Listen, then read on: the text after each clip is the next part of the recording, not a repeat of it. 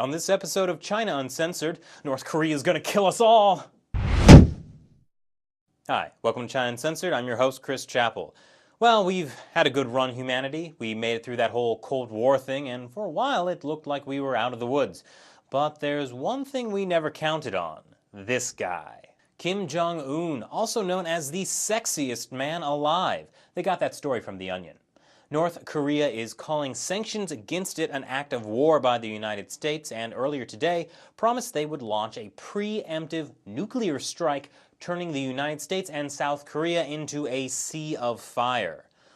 You know, faced with the threat of nuclear annihilation, I'm kind of second-guessing if all those hours on Facebook and looking at pictures of cats was a good use of my life. North Korea detonated a nuclear device in February, and the UN Security Council has finally figured out what to do. It's not the same old slapping on new sanctions that don't really affect the ruling elite. This time, they're just making the old sanctions actually work. After 3 weeks of negotiations between the US and China, the UN Security Council voted on a resolution that blocks imports of luxury goods. The old sanctions were supposed to do that, but since they never actually defined what counts as a luxury good, it was pretty much worthless. Sorry, Kim, no new horses for you. IKEA's already bought them all up for their meatballs anyways.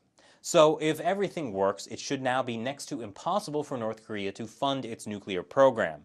But it all depends on if the Chinese Communist Party, as North Korea's only major ally, actually helps enforce the embargo. So the only thing standing between us and nuclear annihilation are these guys. At this point, I would just like to say all those critical things I've said about the Communist Party, I was just joking around. She's the man. Now, most analysts say the possibility of an actual nuclear assault by North Korea is slim to nil. But earlier this week, North Korea called off the armistice with South Korea, basically the ceasefire that ended the Korean War. So some South Korean officials are worried some kind of armed conflict could break out to test South Korea's new female president, Park Geun-hye.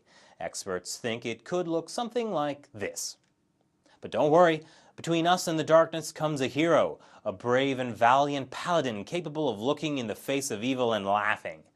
Okay, we're screwed.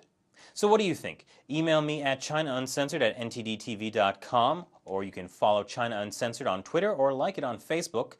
Please comment below, and as always, subscribe for more new episodes of China Uncensored. I'm Chris Chappell. See you next time.